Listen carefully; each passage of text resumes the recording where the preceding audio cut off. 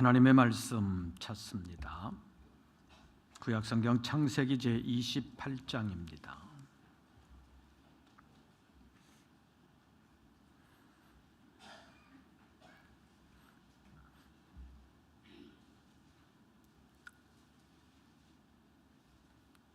창세기 제28장,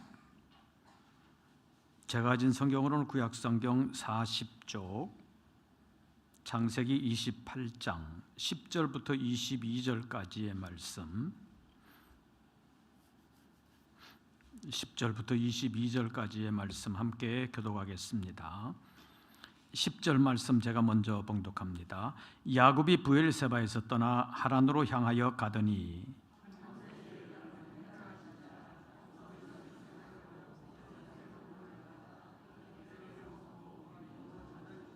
꿈에 본즉 사닥다리가 땅 위에 서 있는데 그 꼭대기가 하늘에 닿았고, 또 본즉 하나님의 사자가 그 위에서 오르락내리락 하고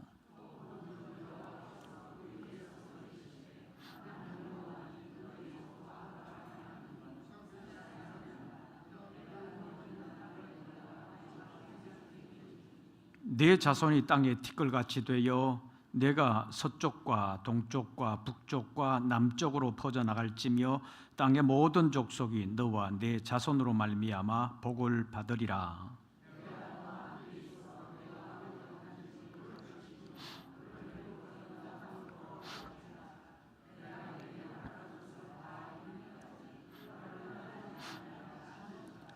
야곱이 잠이 깨어 이르되 여호와께서 과연 여기 계시거늘 내가 알지 못하였도다.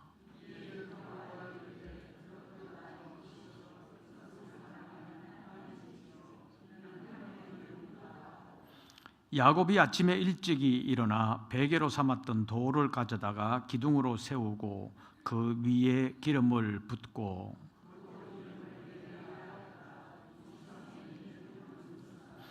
야곱이 서원하여 이르되 하나님이 나와 함께 계셔서 내가 가는 이 길에서 나를 지키시고 먹을 떡과 입을 옷을 주시어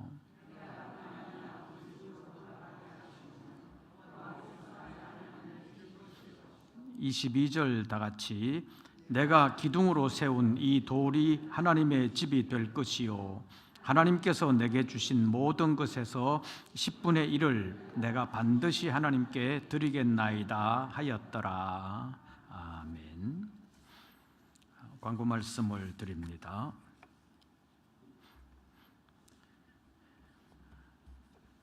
이제 다음 주간 지나면 태국 성회가 시작됩니다. 그래서 이번 주 화, 수, 목 3일 동안 매일 저녁 8시부터 준비 기도회를 가지겠습니다. 수요일은 평소대로 7시 반에 시작합니다. 모두가 함께 참여해 주시기를 바랍니다. 오전에도 잠깐 말씀드린 것처럼 함께 참여할 수 있는 식구들 모두 다 함께 참여할 수 있는 기회가 되시기를 바랍니다. 그리고 다음 주일 오후 예배는 제3, 4여전도의 헌신 예배로 드립니다. 나머지 광고들은 주보를 참고해 주시기를 바랍니다. 이제 말씀을 상고하겠습니다.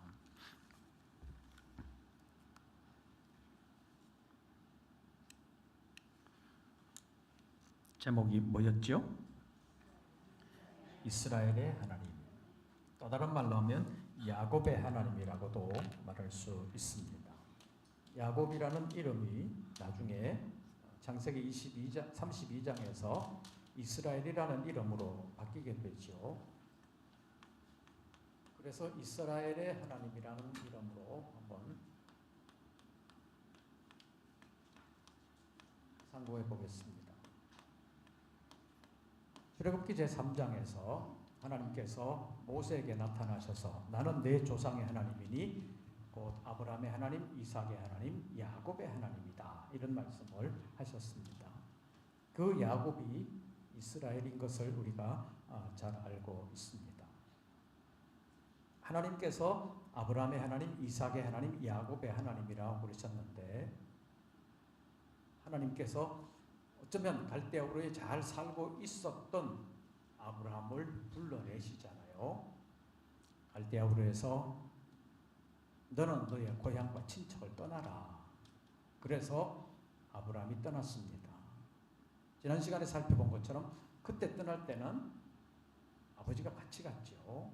그래서 마치 데라가 자기 식솔들을 다 데리고 가는 것처럼 그렇게 보였습니다. 그러나 정작 말씀을 받고 떠난 사람은 데라가 아니라 아브라함이었던 것을 우리가 이미 살펴봤습니다.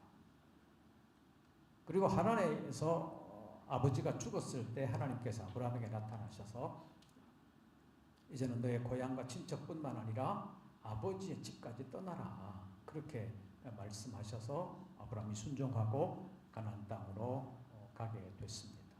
그래서 가나안 땅으로 가고자 하더니 마침내 가나안 땅에 이르게 되었다고 창세기 12장이 말씀했습니다. 그런데 고향을 떠나고 친척을 떠나고 아버지의 집까지 떠나면 지금이야 뭐 교통과 통신이 많이 발전했으니까 나도 늘 이렇게 소통할 수 있잖아요. 근데 예전에는 그게 안 됐잖아요. 아브라함 입장에서 보면 다 떠난다는 것이 그리 쉽지 않습니다. 그런데 하나님께서 아브라함에게 약속하시잖아요. 내가 떠나도 내가 너와 함께 한다. 내가 내게 복을 주고 너로 큰 민족을 이루게 하겠다. 그렇게 말씀하셨습니다. 그래서 아브라함의 이름이 떠나기 전보다 더 창성하게 되는 것을 약속하셨고 약속대로 이루어진 것을 우리가 이미 살펴본 바 있습니다. 어쩌면 고향에서 친척들과 함께 또 아버지를 비롯한 가족들과 함께 살 때는 하나님께서 말씀하지 않으셨고 약속하지 않으셨는데 떠나게 되니까 하나님께서 약속하시고 함께 하신다는 그 약속의 말씀을 이루어 주신 것을 볼 수가 있습니다. 이삭의 경우도 그렇잖아요. 아버지와 함께 살 때는 별 말씀이 없으셨는데 하나님이 다시 가나안 땅에 흉년이 들어서 이삭이 애굽으로 내려갈까 말까. 아버지 때는 흉년이 들었을 때 애굽으로 내려갔었는데 내려가서 좀 어려움이 있기는 했지만 지금 내려가야 되나 말아야 되나. 그때 하나님께서 나타나셔서 애굽으로 내려가지 말고 내가 내게 알려주는 땅에 있으라. 그러면 내가 너와 함께 있어서 내게 복을 줄 것이고 땅을 너와 내 자손에게 줄 것이다 라는 말씀을 하셨습니다. 이삭이 어려움 당했을 때 아무도 도와줄 리가 없을 때 하나님께서 나타나셔서 하나님께서 약속해 주셨습니다. 그런데 오늘 본문에 나오는 야곱,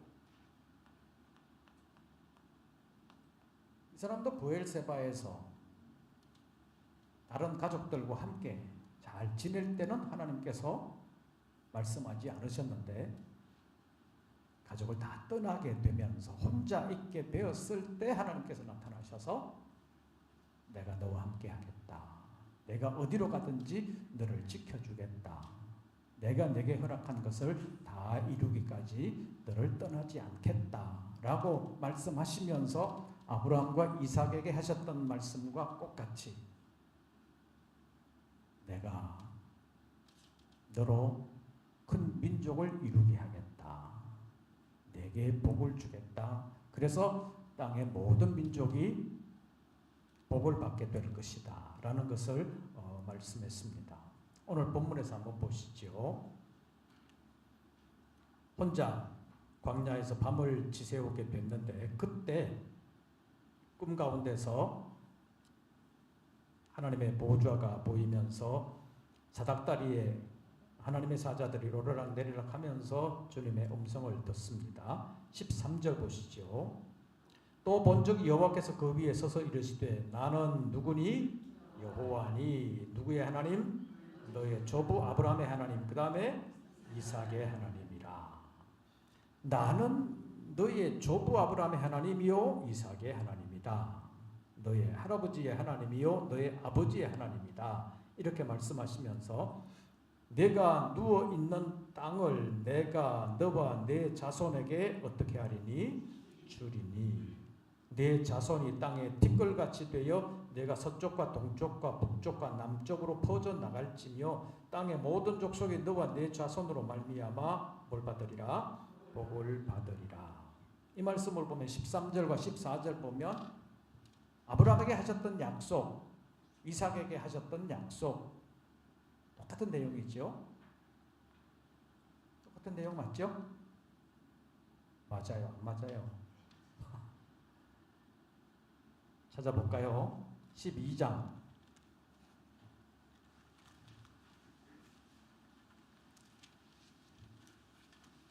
창세기 12장 아브라함에게 말씀하신 하나님. 창세기 12장 아브라함에게 나타나셔서 너는 너의 고향과 친척과 아버지의 집을 떠나라고 말씀하시면서 내 말에 순종하여 가면 2절 보시죠. 내가 너로 무엇을 이루고 큰 민족을 이루고. 내가 너로 큰 민족을 이루게 하겠다는 것은 너는 당대로 끝나지 아니하고 내 자손들이 점점 많아지게 될 거다. 그러니까 아들이 없던 아브라함에게는 아들 준다는 약속이 여기에 포함되어 있고 그 아들로 말미암아서 큰 민족을 이루게 된다는 것은 아브라함의 후손들이 결코 약하여지지 아니하고 엄청나게 큰 민족을 이루게 될 것임을 말씀하고 있습니다. 그리고 이제 17장으로 가면서 아브라함은 모든 민족의 조상들이 될 것이라는 것을 우리가 이미 찾아본 바 있습니다. 그래서 내가 너로 큰 민족을 이루게 하겠다 그랬는데 야곱에게 나타나신 하나님께서 야곱에게도 큰 민족을 이루게 할 것을 말씀했습니다. 28장 14절 말씀을 보면 내 자손이 땅에 뭐같이 되어 티끌같이 되어 내가 서쪽과 동쪽과 북쪽과 남쪽으로 어떻게 할지며 퍼져 나갈지며. 야곱의 후손들이 큰 민족을 이루어서 이게 서쪽과 동쪽, 북쪽과 남쪽으로 퍼져 나갈 것이라고 그랬는데 옛날 번역 성경에는 동서남북으로 편만하게 될 것이다. 사방으로 퍼져나가게 될 것이다. 그렇게 말씀했습니다. 그런데 이제 번역을 하면서 원어의 방향의 순서를 맞춘다고 해서 서쪽과 동쪽 그리고 북쪽과 남쪽 이렇게 좀 우리식으로 말하면 좀 어색하게 방향이 되어 있는데 원문의 순서가 그렇게 되어 있어서 그렇게 맞춘 것인데 조금 의역을 하면 동서남북으로 사방으로 퍼져나가게 된다. 이런 약속입니다. 그것이 아브라함에게는 내가 너로 큰 민족을 이루게 한다. 그 내용과 같은 것입니다. 또 12장 7절을 보십시오. 12장 7절을 보면 여호와께서 아브라함에게 나타나 이르시되 내가 이 땅을 누구에게 주리라? 내 자손에게 주리라. 이렇게 말씀하셨는데 본문 28장으로 가서 보면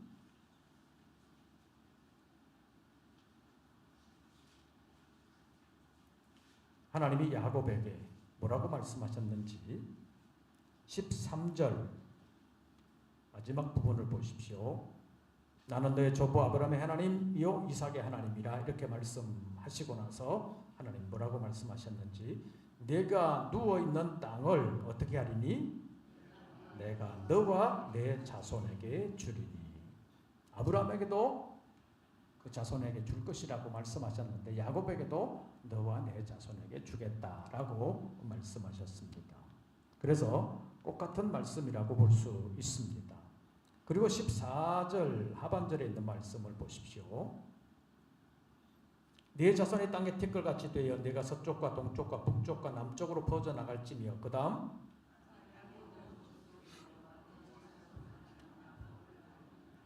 땅의 모든 족속이 너와 내 자손으로 말미암아 뭘 받으리라? 복을 받으리라. 어떻게 보면 야곱의 후손들로 인하여 땅의 모든 민족이 복을 받게 될 것이다. 이렇게 말씀하셨는데 아브라함에게 말씀하시고 약속하실 때도 그런 말씀을 하셨잖아요. 내가 너로 큰 민족을 이루게 하겠다라고 말씀하시고 나서 내가 너를 축복하는 자에게는 내가 복을 내리고 너를 저주하는 자에게는 내가 저주하리니 땅의 모든 족속이 너로 말미암아 복을 받으리라. 이렇게 말씀하셨습니다. 그 말씀 그대로 오늘 본문에서 야곱에게 땅의 모든 족속이 너와 내 자손으로 말미암아 복을 받으리라. 이런 말씀을 하셨습니다. 하나님께서 약속하신 내용을 보면 이 야곱에게 루스 광야에서 베델에서 주신 그 약속의 내용이 이미 아브라함에게 주신 약속, 이삭에게 주신 약속과 내용이 똑같다는 것입니다. 창세기 26장에서 찾아보진 않았는데 이삭에게 주신 말씀도 내용은 똑같습니다. 그러니까 그 약속도 똑같고 혼자일 때 어려울 때 찾아오셔서 약속하신 내용들이 다 똑같은데 그것을 보면서 하나님께서 이렇게 말씀하시잖아요. 28장의 경우로 하면 나는 너의 조부 아브라함의 하나님이요 또 이삭의 하나님이다. 너의 할아버지의 하나님이요 내 아버지의 하나님인 내가 내게 나타나서 이렇게 약속을 한다. 그 말은 할아버지에게 약속한 거 이루어진 거, 아버지에게 약속한 거 이루어진 거 네가 보지 않냐. 그 하나님이 너와 함께 한다. 내게도 복을 준다. 내게도 이런 약속을 준다. 이런 말씀을 하셨습니다. 그래서 결론적으로 보면 너의 조부 아브라함의 하나님, 이삭의 하나님이 너의 하나님이 되어주겠다라고 말씀하시는 것이 오늘 본문이라고 볼 수 있습니다. 그래서 하나님은 아브라함의 하나님, 이삭의 하나님, 야곱의 하나님이라고 일컬어지게 된 것이라고 볼 수 있습니다. 또 이 땅을 누워있는 땅을 내 자손에게 주겠다라고 말씀하실 뿐만 아니라 오늘 본문에서도 조금 나오는데요. 본문의 말씀 가운데서 15절을 보시죠. 내가 너와 함께 있어 내가 어디로 가든지 너를 지키며 너를 이끌어 어떻게 하게? 이 땅으로 돌아오게 할지라. 떠나지만 돌아오게 된다라는 것을 말씀하고 있습니다. 야곱은 사실은 떠날 때 언제 돌아올지는 몰랐지요. 엄마는 야곱을 외삼촌 집으로 피신 보내면서 곧 돌아올 수 있을 것이라고 생각했습니다. 외삼촌의 집에 가 있어라. 형의 분노가 좀 풀리면 내가 너를 다시 부르겠다 라고 말하고 보냈습니다. 사실 그렇게 오래 걸릴 줄 몰랐습니다. 그런데 성경의 내용을 보면 20년 만에 돌아오게 되잖아요. 20년 만에 돌아오게 되는데 그 20년의 세월이라는 것이 야곱에게 있어서는 그 엄청나게 오랜 세월이었다고 볼 수 있습니다. 그 오랜 세월 동안 어쩌면 돌아갈 수 있을까 없을까. 그 20년 가까이 됐을 때는 이러다가 못 돌아가는 거 아닌가 그런 생각이 들 수도 있습니다. 그런데 하나님께서 말씀하신 것이 있잖아요. 내가 너를 이끌어 이 땅으로 어떻게 할 것이라? 돌아오게 할 것이다. 우리가 이미 살펴본 것처럼 아브라함에게 약속하신 아들 준다는 약속도 몇 년 후에 이루어졌어요? 25년. 최소한 25년 후에 이루어지게 됐습니다. 그만큼 오랜 세월이 흘렀지만 하나님은 말씀하신 대로 반드시 이루어 주셨다라는 것을 성경이 보여주고 있는데 내가 너를 이끌어 이 땅으로 돌아오게 할지라라고 하는 것도 20년이 지나면서 이루어지게 된 것을 성경이 우리에게 보여주고 있습니다. 야곱은 도망가는 길에 하나님의 약속을 받았습니다. 자, 이만큼 약속을 받으면 여러분들 같으면 어떻게 했어요? 약속 받으면 그 다음에는 약속해 주셨으니까 아멘 할렐루야 그러고 그 다음에 걱정 안 되겠어요? 걱정 되겠어요? 안 되겠어요? 본문에 있는 말씀을 보시죠. 15절만 한번 보시죠. 창세기 28장 15절 내가 너와 어떻게 있어? 함께 있어. 내가 어디로 가든지 너를 어떻게 하며? 지키며 너를 이끌어 이 땅으로 돌아오게 할지라. 내가 내게 허락한 것을 다 뭐하기까지? 이루기까지 너를 떠나지 아니하리라. 어쩌면 이중 삼중의 약속, 지켜주시겠다는 약속, 끝까지 함께 하시겠다는 약속을 이렇게까지 해주셨습니다. 이렇게까지 해주면 마음이 좀 든든하겠어요? 어떻겠어요? 좀 든든해야 되잖아요. 그런데 현실에서 부딪히는 문제들을 겪으면서 마음이 온전히 든든한 것만은 아니라는 거예요. 현실에서 어려움을 겪으면서 보니까 모든 것을 다 주님께 맡기고 나는 걱정 안 한다. 이렇게 되면 좋겠는데 그게 현실적으로 잘 안 되더라는 것입니다. 야곱은 이런 약속을 받았음에도 불구하고 야곱의 이 인간적인 특징, 그것이 완전히 사라지지 않았습니다. 도망가게 된 이유도 뭐예요? 이렇게 도망가게 된 이유도 형 에서가 받아야 되는 아버지의 축복을 가로챈 것 때문에 도망가는 거잖아요. 아버지의 축복을 받은 게 잘못된 거예요? 잘한 거예요? 하나님의 복을 아버지의 축복으로부터 받아야 되겠다. 그건 좋은데 절차를 좀 안 지켰잖아요. 그리고 아버지를 속였잖아요. 복을 받겠다고 하는 열심이 나쁜 것이 아니라 속이면서까지 받았다는 그 수단이 잘못됐다는 거예요. 목적이 좋다고 해서 수단까지 나쁘게 해도 그것이 정당화되는 것은 아니라는 것입니다. 목적이 좋으면 수단도 좋아야 된다는 것입니다. 그래서 우리 예수 믿는 사람들도 마찬가지고 이 사회에서도 마찬가지인데 목적이 좋다고 해서 수단과 방법을 가리지 아니하고 그 목적을 이룬다는 것은 올바르다라고 말할 수는 없는 것입니다. 어떤 목적을 이루기 위해서 인간적인 방법을 쓰는데 옛날에는 인간들의 세상을 좋은 세상, 유토피아 같은 세상을 만들기 위해서 공산주의라는 것이 생겼잖아요. 공산주의가 새로운 세상을 만들자. 가난해도 잘 사는 사람. 네 거 내 거 없이 모든 사람들이 다 재산을 공통으로 공유 재산으로 하면서 같이 잘 살자. 이런 목적을 정했다는 거예요. 그럼 그것을 이루기 위해서 어떻게 해야 되냐? 얘네들은 그 당시에 지주, 땅 있는 사람, 그리고 많이 배웠다는 사람 다 죽여버리잖아요. 다 죽여버리고 다 뺏어가지고 그냥 가난한 사람들에게 다 나눠주자. 이렇게 된 것이잖아요. 목적은 괜찮은 것 같은데 그 수단이 완전히 불법, 독재, 그리고 살인을 서슴지 않고 저지른 사람들이 이 사람들입니다. 그럼 그 목적을 제대로 이루었느냐? 이룰 수가 없어요. 왜냐하면 그 수단, 불법적인 수단, 그것이 다 정당화되는 것처럼 해버리니까 그 다음에도 그런 일들은 반복이 되는 것입니다. 자기들이 하는 것은 살인도 나쁜 짓이라고 생각을 안 해요. 그러니까 그 후에도 계속해서 살인을 하잖아요.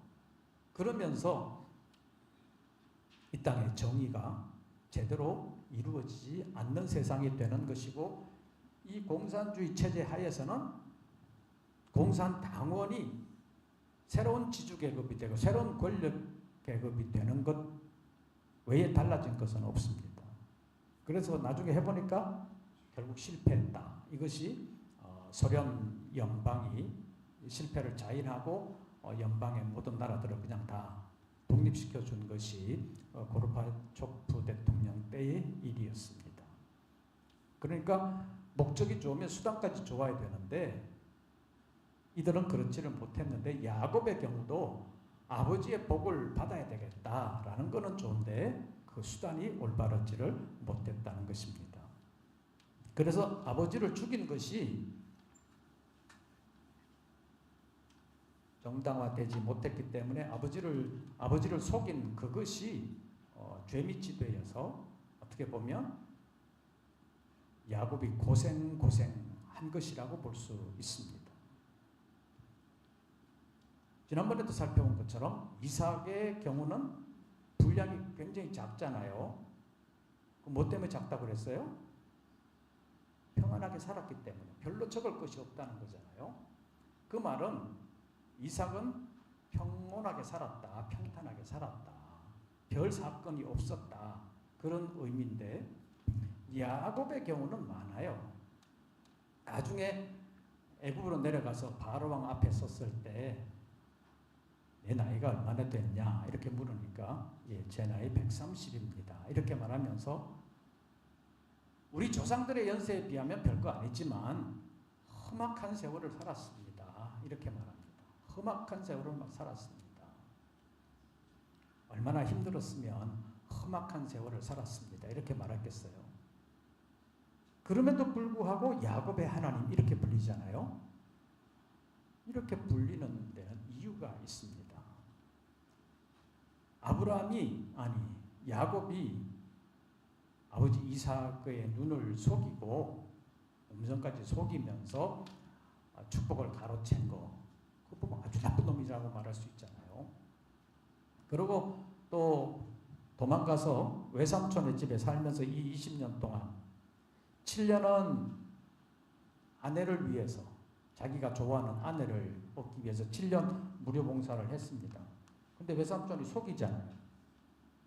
자기가 좋아하는 딸을 안 주고 우리 지역에서는 첫째부터 가야 된다. 그래가지고 별로 안 좋아하는 첫째를 아내로 주니까 다시 자기가 좋아하는 여자를 아내로 얻기 위해서 다시 7년을 봉사하잖아요. 그래서 14년을 무료 봉사를 했습니다. 길어요, 짧아요. 그런데 그래도 이 사람을 아내로 얻는다고 생각하고 7년을 며칠같이 지냈다고 성경은 그렇게 되어 있습니다.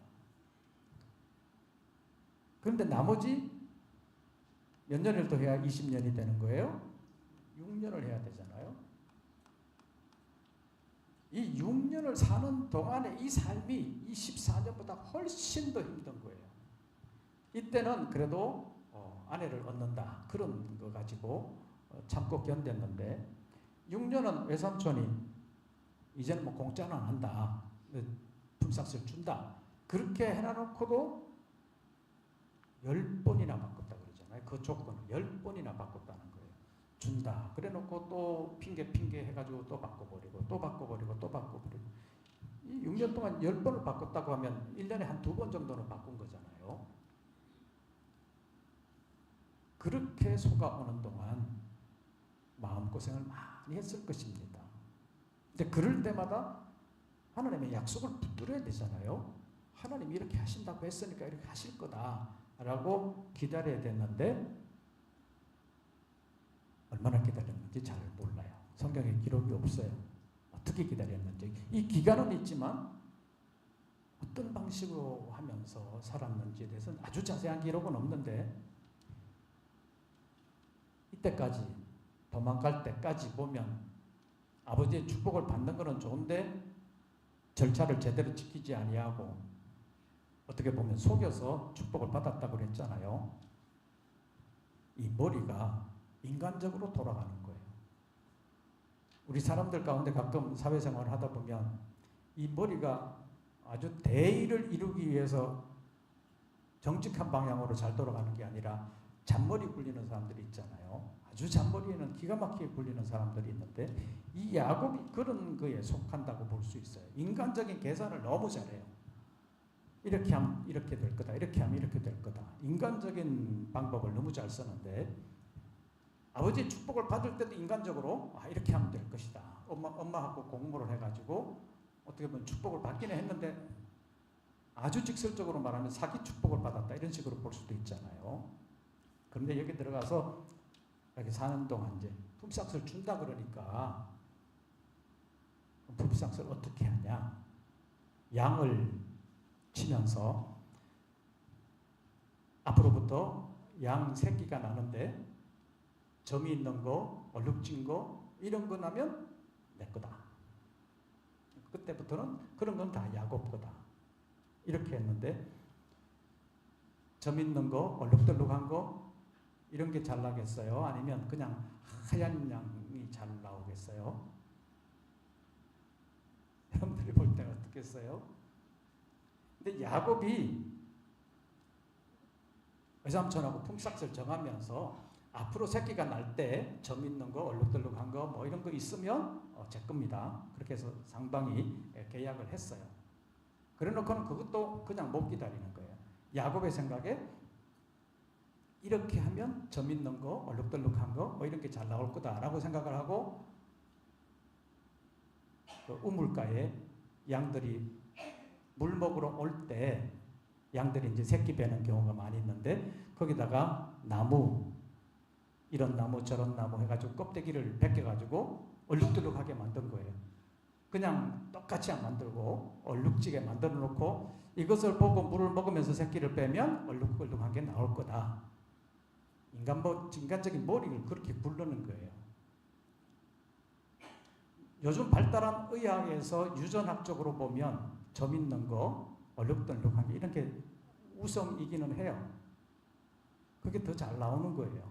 야곱이 그걸 어떻게 알았는지는 모르겠어요. 그런데 그렇다고 해서 그거 쳐다본다고 해서 그것처럼 나오는 건 아닌데 야곱은 그런 꼼수를 부리는 거예요. 왜냐하면 나올 때부터 형의 뒤꿈치를 잡은 자 이런 뜻으로 야곱이라는 이름을 지었다 그랬잖아요. 그래서 야곱은 인간적으로 너무너무 계산이 빨라요.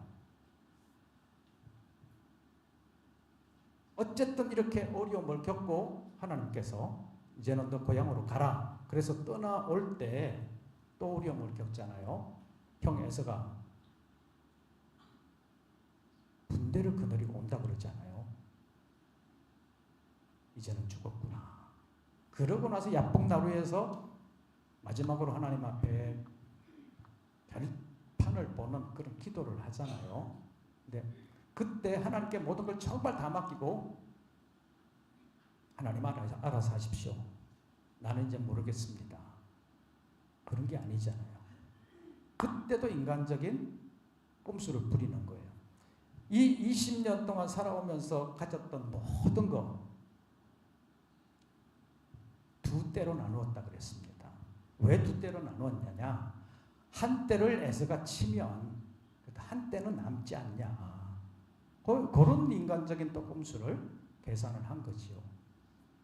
그러니까 야곱은 보면 전체 다 하나님께 맡기는 게 아니라 자기 나름대로 인간적인 수를 계속해서 부리는 거예요. 어쩌면 그래서 야곱이 험악한 세월을 살았을 수도 있습니다. 끝까지 완전히 다 맡기면 괜찮은데 야곱은 다 맡기지를 못하는 거예요. 인간적인 머리가 너무 계산이 빨라가지고 이렇게 되면 이렇게 하고 이렇게 하면 이렇게 하고 그게 빨라가지고 하나님께 전적으로 다 맡기지를 못했다고 볼 수 있습니다. 그래서 야곱의 경우는 고생을 많이 했는데 그래도 하나님은 야곱을 버리지 아니하시고 아브라함의 하나님, 이삭의 하나님으로 끝나지 아니하고 야곱의 하나님이라고 칭해 주셨습니다. 왜 그랬느냐? 인간적인 꼼수를 좀 부리기는 했지만 그래도 야곱은 결정적인 순간에 하나님의 말씀을 붙드는 사람입니다. 야복나루에서 이제 정말로 다 하나님께 맡기는 그 순간 두 때로 나누어 가지고 한때 뺏기면 한때는 남을 거다 이렇게 생각을 하긴 했지만 그래도 불안하니까 하나님께 기도하잖아요. 그냥 못 건너가고 하나님의 약속을 받으려고 약복강 나루에서 밤새 기도하잖아요.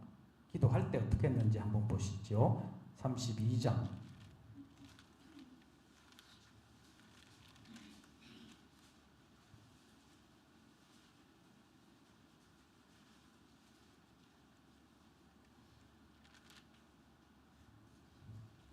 32장 창세기 제 32장에서 보겠습니다.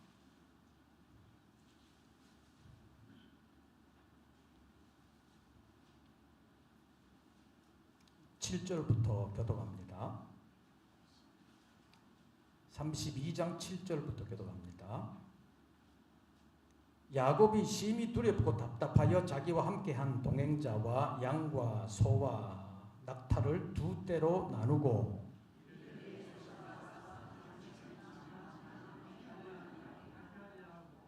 자, 여기까지는 이제 인간적인 계산을 좀 했어요. 한 떼를 빼앗기면 한 떼라도 남기자 이렇게 계산을 했는데 그 다음에 보시죠. 9절 야곱이 또 이르되 내 조부 아브라함의 하나님 내 아버지 이삭의 하나님 여호와여 주께서 언제?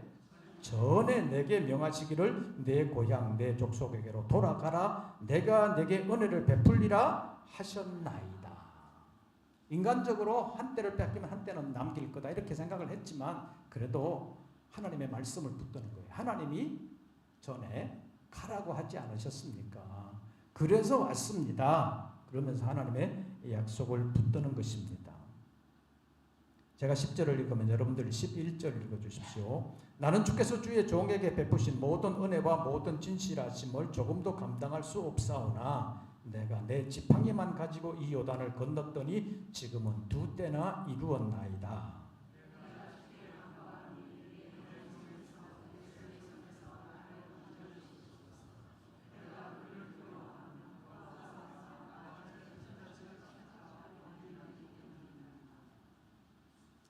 두 때로 나누어 가지고 한 때를 에서가 치면 한 때는 남길 거다 이렇게 계산을 했지만 그대로 그래도 두려움이 있어서 11절에 보면 내가 그를 두려워하면 그가 와서 나와 내 처자를 칠까 겁이 나기 때문입니다. 이렇게 말을 했습니다.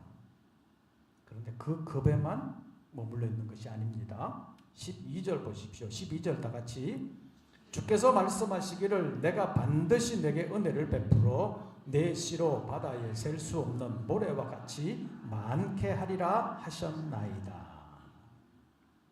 하나님의 말씀을 다시 붙들고 있습니다. 이렇게 야곱은 결정적인 순간에 하나님의 말씀을 붙듭니다. 그래서 하나님이 인간적인 수를 쓰는 야곱이 좀 밉기도 하지만 그래도 야곱을 붙들어 주시는 것입니다. 결국에는 하나님의 말씀을 붙드는 사람이 되기 때문입니다. 애굽에 내려가서 나중에 흉년 때문에 요셉이 애굽에 총리를 할 때 아버지까지 다 불러서 거기서 살게 하잖아요.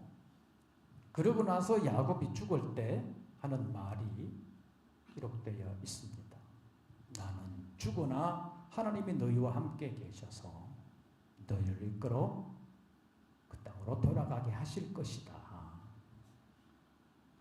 죽을 때 하나님의 말씀을 붙들고 죽는 것입니다.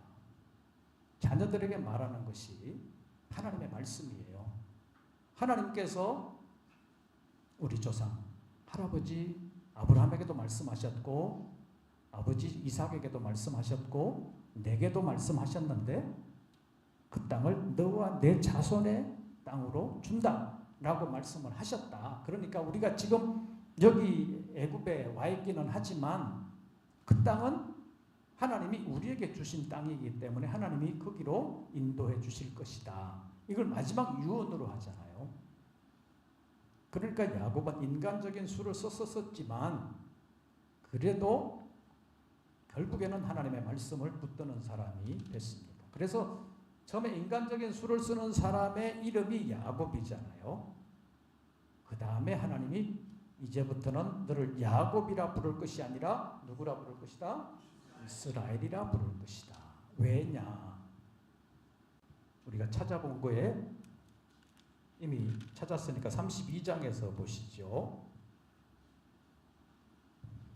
32장. 제가 27절을 보면 여러분들이 28절을 읽어주시기를 바랍니다.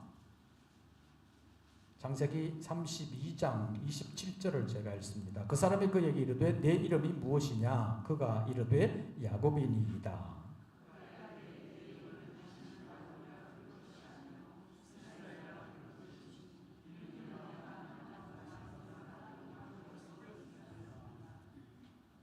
하나님께서 야복강 나루에서 마지막까지 옛날 성경으로 보면 환도뼈가 위골될 정도로 아팠지만 그래도 참고 하나님 내게 복을 주십시오. 나를 살려주십시오. 끝까지 붙들잖아요. 그렇게 아프면 그냥 탁 놔버리고 포기할 수도 있어요. 그런데 야곱은 끝까지 붙들잖아요. 이게 부러져도 내게 축복하지 아니하면 안 보내주겠습니다. 그렇게 말하고 있습니다. 야곱이 끝까지 하나님을 붙든 것이고 하나님의 약속의 말씀을 붙든 것입니다. 그래서 내 이름을 야곱이라 하지 말고 이스라엘이라 할 것이다. 왜 이스라엘이라고 하느냐? 그 이유를 말씀하고 있죠. 28절 마지막 문장. 이는 내가 하나님과 및 사람들과 겨루어 이겼음이니라. 이 말을 언뜻 생각하면 사람이 하나님과 겨루어서 이겼다 이렇게 생각하기 쉽습니다. 그런데 이 말의 본래 뜻은 내가 하나님과의 관계에서도 이겼고 사람들과의 관계에서도 이겼다 그런 말입니다. 그런데 하나님과의 관계에서 이겼다는 게 뭘 의미하겠습니까? 야곱의 힘이 또는 고집이 너무 세가지고 하나님을 이겼다 그렇게 볼 수도 있죠. 그렇게 보면 믿음이 성숙한 사람이 아니라고 볼 수 있습니다. 여러분들 자녀들 키우면서 뭐 아들도 그랬을 경우 있지만 손주들쯤 보면 손주 키우는 거하고 아들 키우는 거하고 좀 다르다 그러잖아요. 손주들 좀 보면 아들 키울 때보다는 뭔가 모르게 좀 더 사랑스럽고 더 뭐 좀 해주고 싶고 그러잖아요. 근데 아이들 키우면서 원하는 대로 다 해주면 돼요? 안 돼요? 안 되잖아요. 누차례 말씀드렸잖아요. 원하는 대로 다 해주는 거는 그를 망치게 하는 지름길이다. 이것이 이제 유대인들의 격언이라고 그랬는데 안 들어주는 거 있잖아요. 그러면 계속해서 고집하면 어때요? 끝까지 안 들어주는 것도 있어요, 없어요? 있어야 돼요. 그게 없으면 안 되는 거예요. 고집 피운다고 해서 무조건 다 들어주면 안 되는 거예요. 아무리 고집을 피워도 안 되는 거는 끝까지 안 되는 게 있어야 되는 거예요. 자녀들 교육에 있어서는. 그런데 어떤 거는 아이고 그냥 고집 피우면 아이고 네가 이겼다 그냥 해라 그런 경우 있잖아요. 그러면 애들은 어떻게 생각해요? 내가 이겼다 그러고 좋아하잖아요. 어떤 아들이 그래요? 아직 철이 덜 든 애들이 그래요. 철이 좀 들었으면 아이고 얼마나 힘들었으면 저렇게라도 해줄까. 철 들어서 보면 그러잖아요. 야곱과 하나님과의 겨룸에서 하나님이 내가 이겼다 그렇게 말했다고 해서 내가 진짜 이겼다 내가 하나님보다 더 세다 이렇게 생각하면 철이 없는 거죠. 믿음이 성숙하지 않은 것입니다. 그런데 이겼다고 선언해 주는 내 이름이 이제부터는 야곱이 아니라 이스라엘이다 이렇게 인정해 주는 것은 하나님이 야곱의 믿음을 하나님을 붙드는 그 믿음을 보고 허락해 주신 거죠. 결국 이루어지는 것은 하나님의 약속이에요.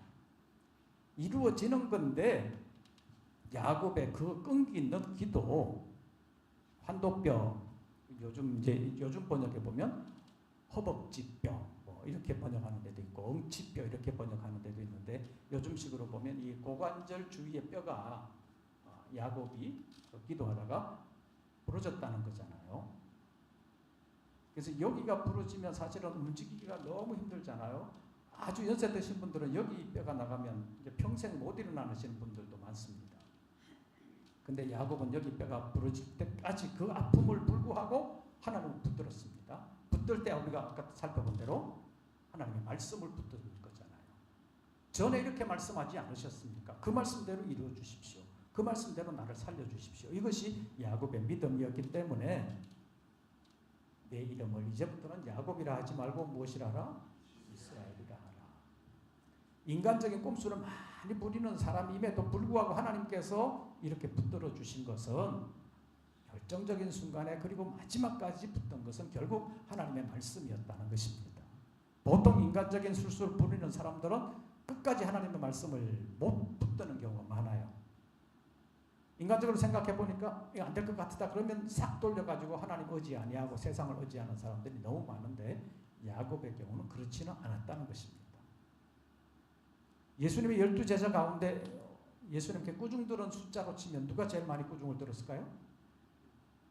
베드로가 제일 꾸중을 많이 들었잖아요. 그런데 예수님의 제자 가운데 베드로가 가장 귀하게 끝까지 쓰임을 받잖아요. 꾸중 들은 이유가 뭐예요?